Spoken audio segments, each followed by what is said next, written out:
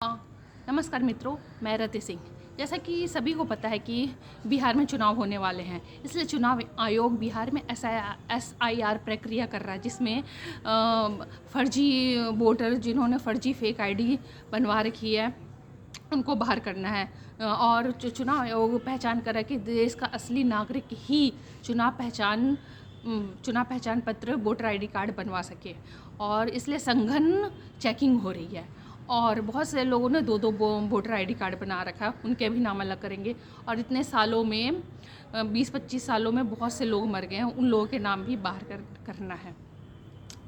तो फिर ये तेजस्वी यादव और ये राहुल गांधी इसका विरोध कर रहे हैं, क्योंकि उनको डर लग रहा है कि ये जो फर्जी वोटर वही है ना, रोहिंग्या बांग्लादेश से घुस बैठी है, यही लोग कांग्रेस और विपक्षी दलों को वोट देते हैं, उसी के बेस पे ये लोग जीतते हैं।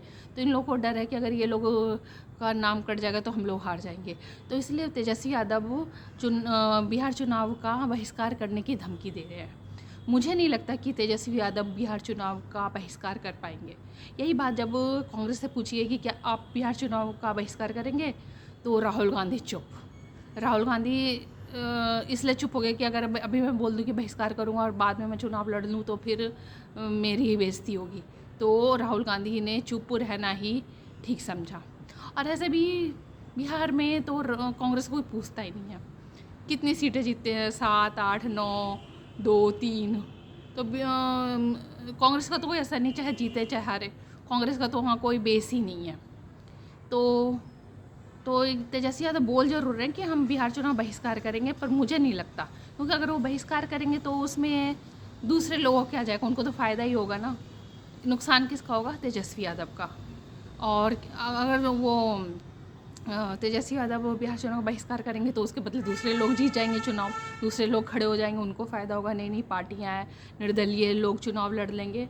तो बेटा तेजस्वी यादव, ये चुनाव बहिष्कार कोई वो रास्ता नहीं है। आप चुनाव में आए और लड़ें, देखें किस में कितना है दम। मैं किसी पार्टी की वो नहीं हूँ, सपोर्टर नहीं हूँ।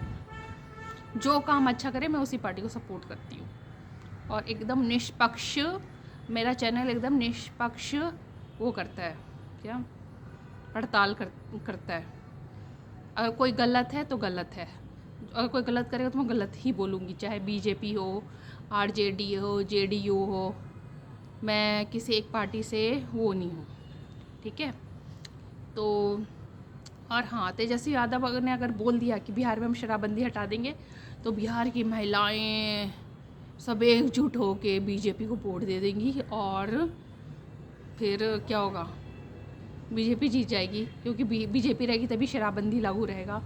और बिहार की महिलाएं कभी नहीं चाहेगी कि बिहार में फिर से शराब बिक्री शुरू हो जाए, क्योंकि शराब लोगों का घर बर्बाद कर देता है। उनके बच्चे, उनके पति, सब शराब पीने लग जाते हैं, घर का पैसा शराब में चला जाता है, लोगों का घर बर्बाद हो जाता है, अच्छे अच्छे धनवान लोग भी वो रोड पे आ जाते हैं।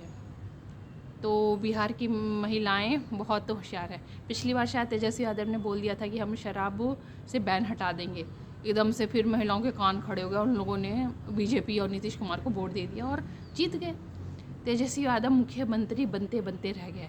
तेजस्वी यादव ने बहुत कड़ी टक्कर दी थी बीजेपी और उसको, पर ओबीसी ने आके अपना सारा खेल बिगाड़ दिया, 5 सीट जीत गए ओबीसी, ठीक है।